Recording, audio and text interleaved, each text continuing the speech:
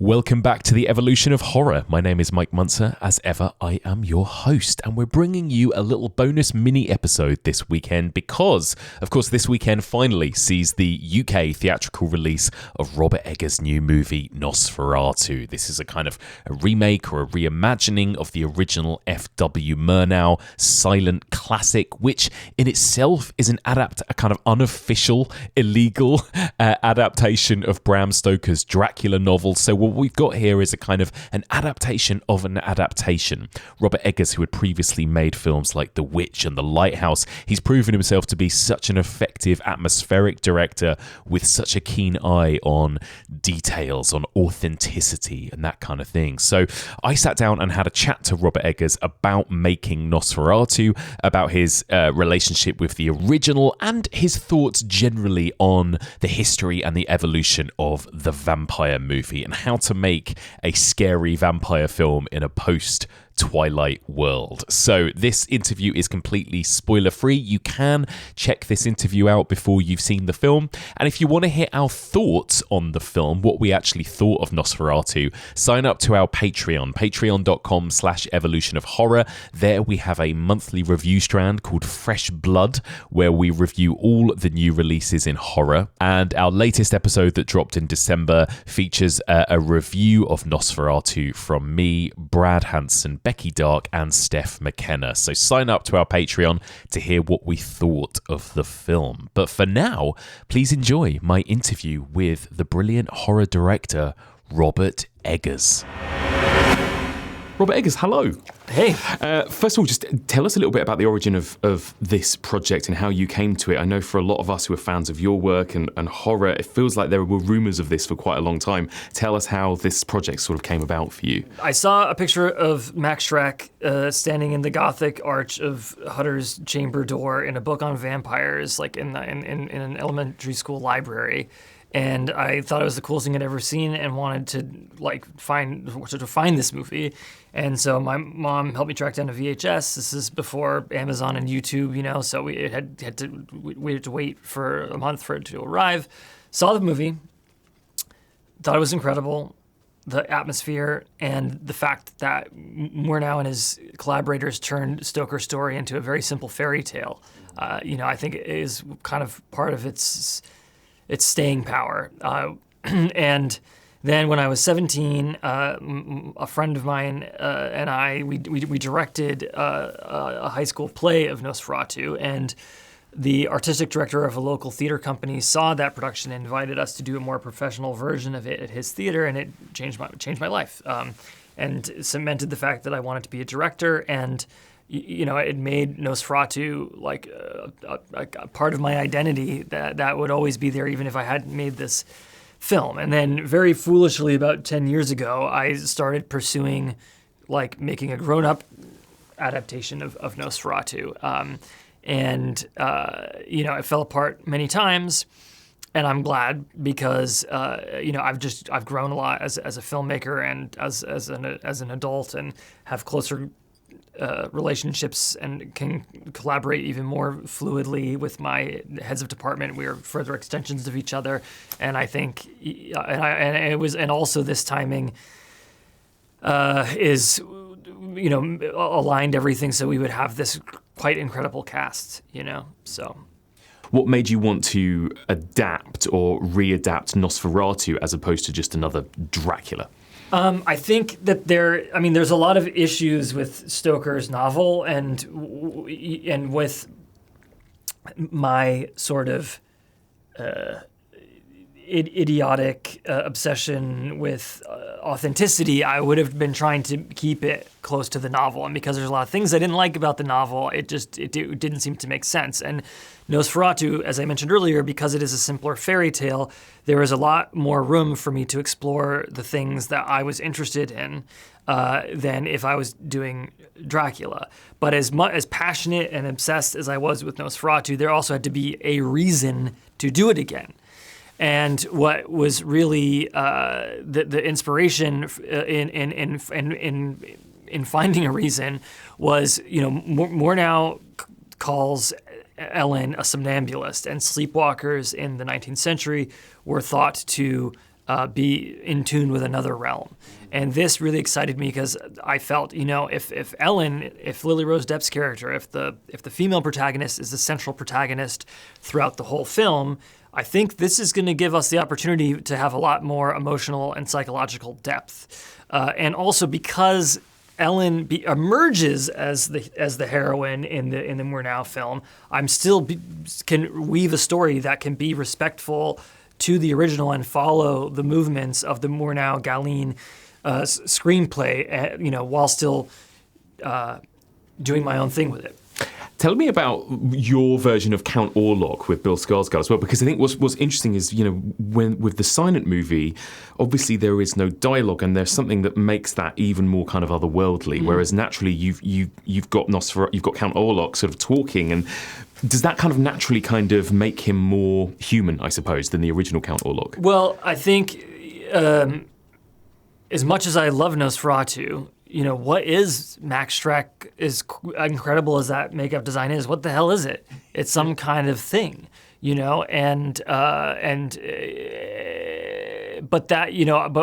basically, let's put Max Schreck's beautiful performance aside for a moment. In the evolution of the cinematic vampire, the vampire becomes, first more sad and tragic, and then an anti-hero, and finally a hero, and finally Edward Cullen, who's no longer even scary, and this, while it's, a tale of obsession and a love triangle and a gothic romance, it's a horror movie as well, and the vampire needs to be scary. So obviously I have an interest in folklore, but in order to understand how vampires were scary, I needed to read about people who actually believed in them and thought that they were real, and what did they think vampires were. And of course, they are humans who are dead. So the early folkloric vampires are more like in cinema movie trope terms, like closer visually to a zombie, because it's just a walking corpse. They often have many of the supernatural powers that we associate with cinematic vampires, but it's a different beast, so to speak. So anyway, this, of course, begs the question, what would a dead Transylvanian nobleman look like? Yeah. And what would he... so that told me what he was wearing, and told me what his hairstyles would be, and also informed how he would speak. I also, in trying to get away from twee vampires, wanted this like super like masculine, phallic Orlock who was like a demonic asshole, and so. Some of the inspiration for his voice and it was like some Soviet films with like really scary Balkan villains, and these guys had these like incredible voices, and so that was something that Bill and I were trying to chase in this interpretation. Because again, like when you cast somebody as handsome and charismatic as Bill Skarsgård, did you want that I guess that kind of sex appeal, that draw of Count Orlock still to be there? Yeah, I mean, in a weird way, I do still feel some eroticism between Schreck and Greta Schroeder, like even though he is this, rat-like, unsexy creature, there is some kind of pull there. And I wanted to further emphasize that, and yes, like I think, as much as I want the audience to be completely absorbed in the story and not thinking about like the actors, the performance, having somewhere in some part of your consciousness the idea that there is a handsome young guy in there, I'm sure is helpful, and I know it was also helpful for Lily Rose Depp, who truly like was like legitimately scared of him in the makeup. It was scary makeup. Tell me about the updating of the female characters of this, particularly Ellen, and kind of the updated version of the story you're telling in that regard.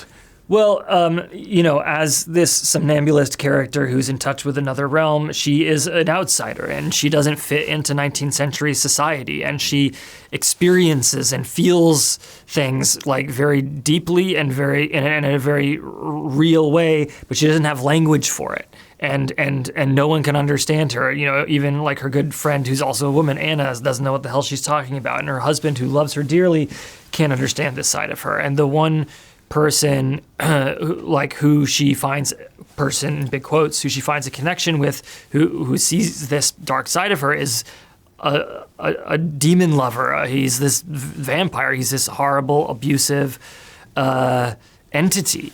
And that is the tragedy, because there is this pull that he has to her and she has to him, and only they can satisfy each other in this certain aspect that they and power that they have, and so it becomes this complicated story of obsession and a love triangle between Nicholas Holt's character and Bill and Lily Rose. That's some of it. Well, are you a fan of vampire movies in general? I mean, you mentioned already, the kind of the evolution of that subgenre and the way it kind of ended up with kind of these sort of teen-focused twee vampires in the 2000s. Like, do you have any particular kind of favorite sort of era of vampire movies, I suppose? I love vampire movies, and we visually quote the Todd Browning movie a couple times, and I love the Hammer Draculas, even like 1972. I like it. Like, there's some cool stuff in there. Freddie Jones is awesome, and like some of Cushing's Van Helsing like exposition was helpful actually in that one, weirdly. But yeah, I mean, I even look at Dracula Dead and Loving It was really helpful, because it points out like the things that never work or often don't work or are big stumbling blocks in the story. That was helpful. And I like the fluidity and the flexibility of the vampire. Like, do I have a love for the folkloric vampire because of my specific interests? Yeah, like that's the most engaging for me. But like, can I enjoy Blade? Hell yeah. Hell yeah. Is there a metaphor at the center of this particular vampire in the way that there would have been for, Nosferatu in Germany in the 1920s or whatever else? Like, is there something that you're thinking is particularly 2024 about this version? I think that's for, social critics such as yourself to engage with, and not for me. I like, as a storyteller, like my approach is to just try to articulate the material, physical world of the period as exact as possible, as authentic as possible, and also the interior world of the characters, and try to present that without judgment. As much as Ellen is a female protagonist with a lot of agency, she doesn't put on her husband's trousers and get on the horse and ride into the sunset. She's constricted by all the rules of society, and like the male characters are literally like tightening her corset and tying her to the bed, and I think it's interesting to see like that struggle, but there is no intended message about that or about Orlock, but that's also another lovely thing about archetypal stories and fairy tales and myths and folklore, is that they always kind of work, and they can always be interpreted and reinterpreted. I saw Oedipus, known as Oedipus over here, the other night on the West End. It was great. And it's opening, a new production's opening in January on the other side of the river, because these stories work. You have, as you mentioned, that kind of obsession with authenticity, and one of the things I love so much about The Witch is that it feels like a movie not just set in that time and place, but it was almost like it was made in that time and place. But how did you approach Nosferatu, especially as something, when you take German Expressionism, that's sort of the opposite, isn't it, to authenticity? So in what way did you kind of feed off both? It's a misnomer that Nosferatu is an Expressionist movie, in my opinion. Like, it is like part of the Expressionist movement. The acting style is Expressionist. The Galeen screenplay is written in very Expressionist prose. But like Murnau and Albin Grau, particularly, were interested in creating a story of German Romanticism from like the middle of the 19th century. I think also there's this idea that they were making a Dracula ripoff and they were changing things because they didn't want to get caught, but they were changing things based on their artistic sensibilities. They also didn't get the rights, but that was not why they changed things. It was for the dramatic intent. And Kubrick credits Franco Zeffirelli as the first director to be like taking a painting and just copying it wholesale to do like sort of authentic costume designs. But Murnau's doing this in Nosferatu. They're deliberately recreating and referencing Caspar David Friedrich, Johann Christian Dahl, and other Biedermeier painters. So that kind of like historical rigor was something that he was interested in for that film anyway. Tell me a little bit. I'm always kind of interested in kind of how horror directors kind of approach creating a scare, I suppose. Like, we all are kind of, it's very subjective, I suppose, what we find scary and what kind of fills us with that kind of dread. The Witch was such a scary, powerful film. This is a scary, powerful film in a different kind of way. I guess, how do you approach the kind of the horror and the dread and the atmosphere in this particular movie? Well, because Nosferatu sort of invented horror movies, obviously, you know that there's horror movies before Nosferatu, but because it sort of invented horror movies, you're in conversation with horror history, like more than ever approaching a piece like this, and so I felt that if the jump scares that followed that were dictated by the story were not only permissible but I needed to do them, and because there's snobbery about jump scares sometimes. And I'm like guilty, as anyone for sort of deriding jump scares. But I think the film is trying to build dread in general. Of course, we have this kind of prologue that ends with a scare, which is, and there are, one of the great things that does in a horror movie is that if it's successful, then you're on edge the whole rest of the time because you don't know what's going to happen. And like dramaturgically speaking, like jump scares aside, every scene needs to end with a problem. Every scene needs to end on a sour note so that the tension keeps on building and nothing is resolved. And so you're kind of feeling this feeling of dread, which is also, the sound design and the music are clearly major contributors to this.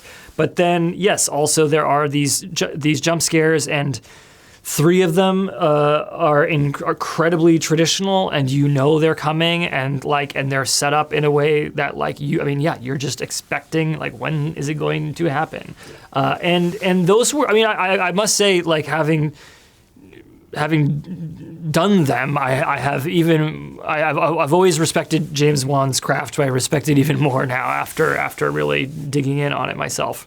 Do you ever do you embrace being a horror director, I suppose, and Nosferatu and The Witch being horror films? Because sometimes there is a kind of pushback, particularly with movies of yours, people like Ari Aster, these kind of, I don't know what we want to call them, maybe art house end of the horror spectrum, I suppose. Do you ever kind of push back on that label of horror? Honestly, to sound even more like an art house dork, I don't care about labels, but I don't. It's, and I love horror movies, and so that's fine. Here's what I would say is that, in contemporary cinema, because of this really unhealthy climate that we're in, we are in kind of a horror renaissance because studios are afraid of things not working in the box office, and this is a genre where you can generally keep the budget pretty low and it will work. So if you're making a horror movie or a sequel, you might get your movie greenlit.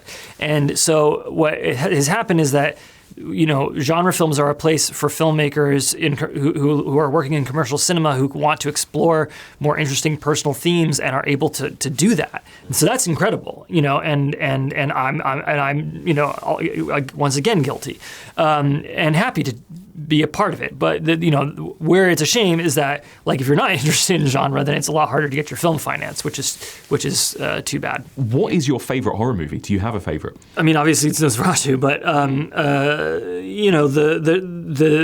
the Jack Clayton's The Innocents was the most influential to this film, aside from Nosferatu and The Shining. I've watched more than any other film aside from Nosferatu. What was it about the Innocents particularly that kind of that inspired this one? It's the the atmosphere is quite incredible, and also I'm a humongous fan of Freddie Francis, both as a cinematographer and as a director in this sort of Hammer and Amicus stuff. Like, even if the films are not great, like, his staging is really elegant, and that is the kind of stuff. I mean, his best work is with Jack Clayton, both in The Innocents and in a non-horror space, because they seem to really push each other. But the I do these long unbroken takes that are are the kinds of things I enjoy as an audience member, because you feel like more.